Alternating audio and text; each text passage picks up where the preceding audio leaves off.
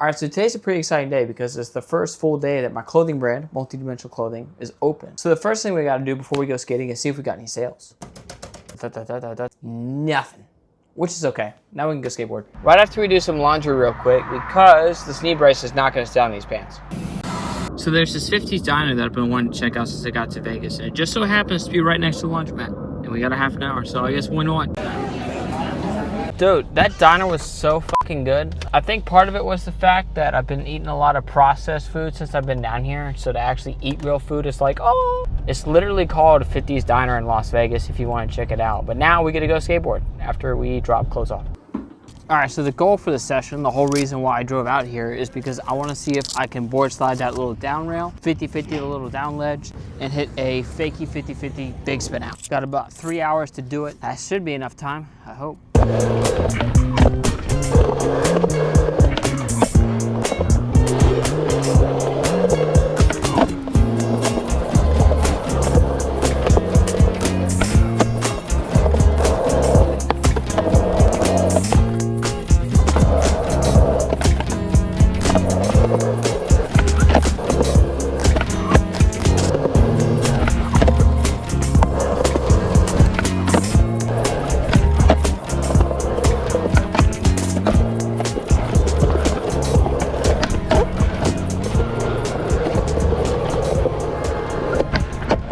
So I got stuck trying to clean this kickflip up for a while, but I couldn't seem to get it, so I moved on to the micro handrail, which turned out to be a lot easier than I thought it was going to be because there wasn't really much fear involved. The hardest part didn't actually kick in until after I landed my first one, because the longer I tried it, the more comfortable I got on the rail, and I started not to lean forward very much at all, which turned into me having too much weight on my heels, forcing me to bail a lot. But eventually I figured out what I was doing, and I started focusing on leaning forward more, and I was able to start getting it kind of consistently before heading over to the mini hubba, which also turned out to be not nearly as scary as I thought it was going to be. It only took me, I think, 3 or 4 tries to get my first one, and that includes all the run-ups without even, popping the board. The weird part was, as I started trying to do it in a line, 50-50 down the hubba and then feeble on the quarter pipe, and that actually turned out to be harder because I had to figure out the exact speed and everything I needed to be able to lock into it and come back in. Now, ironically, the trick that I thought was going to be the easiest to do on the list turned out to be the hardest. Fakey 50-50 big spin out. Now, I don't remember this trick being this hard the first time I learned it, but I do know most of the problem was just lack of confidence. And that made me watch the board spin under me too much, stopping my head and shoulders from turning and making it really hard to get the full rotation. After a while of trying it though, the fear did die down and I had to start figuring out how to keep my weight centered over the board. That way the board could stay under me a lot better and I could actually roll away. The biggest thing that helped me do that was actually moving my front foot a bit closer to the nose before I ollied. So that way I would land in a much wider stance, making it a lot easier to keep my weight centered over the board and finally be able to ride away clean.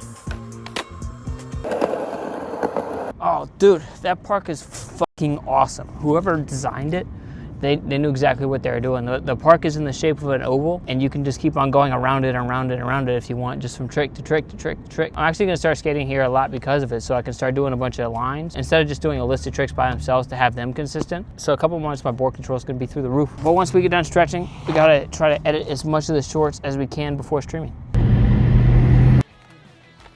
Okay, heel flip dark slide, there we go.